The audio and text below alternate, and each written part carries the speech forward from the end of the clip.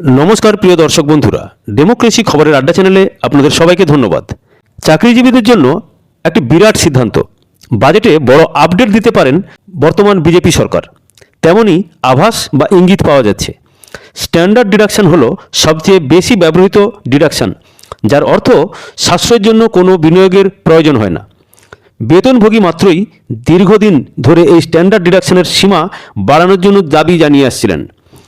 গত বছর সরকার যখন নতুন কর ব্যবস্থার সঙ্গে স্ট্যান্ডার্ড ডিডাকশন যুক্ত করেছে, তখন এই চাহিদা আরও বেড়েছে। স্ট্যান্ডার্ড ডিডাকশন সংশোধিত হওয়ার পর প্রায় 5 বছর হয়ে গেছে।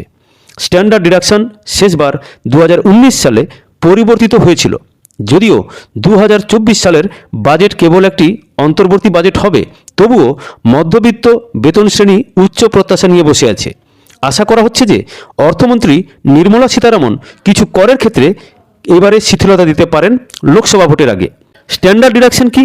স্ট্যান্ডার্ড ডিডাকশন হলো একটি ফ্ল্যাট ডিডাকশন, যা বেতনভোগী শ্রেণীর কোনো খরচ বা সঞ্চয় না দেখিয়ে করযোগ্য আয় থেকে পেতে পারেন।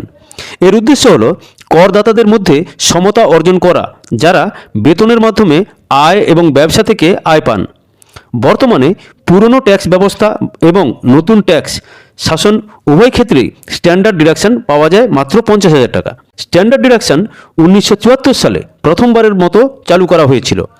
স্ট্যান্ডার্ড ডিডাকশনের ইতিহাস অনুসারে এই ছাড়টি বেতনভোগী ব্যক্তি এবং পেনশনভোগীদের জন্য তাদের কিছু খরচ মেটানোর জন্য উপলব্ধ ছিল। 2004 থেকে 5 সাল কর আরোপ সহজ করার জন্য এটি সরানো হয়েছিল।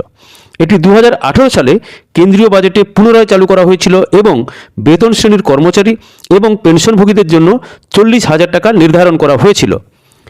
1 ফেব্রুয়ারি 2019-এ উপস্থাপিত অন্তর্বর্তী বাজেটে স্ট্যান্ডার্ড ডিডাকশন সীমা 50,000 টাকা করা হয়েছিল, তবে এটি পুরনো কর ব্যবস্থায় সীমাবদ্ধ ছিল।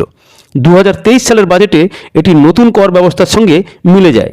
নতুন কর ব্যবস্থায় 50,000 টাকার স্ট্যান্ডার্ড ডিডাকশন অনুমোদিত ছিল।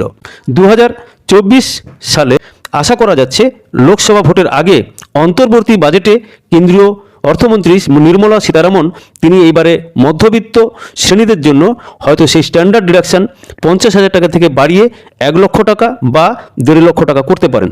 সময় সে কথা বলবে। সঙ্গে থাকবেন। ভালো লাগলে চ্যানেলটিকে অতি অবশ্যই লাইক এবং সাবস্ক্রাইব করবেন আপ টু ডেট নিউজ পাওয়ার জন্য। ধন্যবাদ, নমস্কার।